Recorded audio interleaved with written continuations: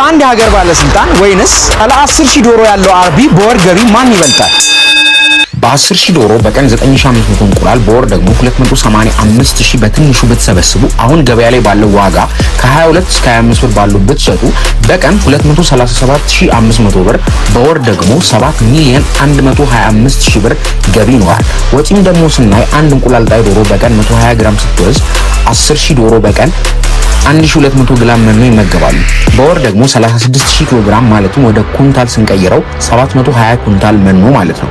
ስለዚህ ለመኖ በቀን 162,552 ብር በወር ደግሞ 4,876,500 ብር ከመኖ ወጪ ደግሞ ለክትባት፣ ሰፕሊመንት፣ መብራት፣ ውሃ፣ ኪራይና ሰራተኛ በወር 200,000 ብር ከነመጠባበቂያው ብትመድቡ ወጪያችሁ በአጠቃላይ 5,76,500 ብር ይመጣል።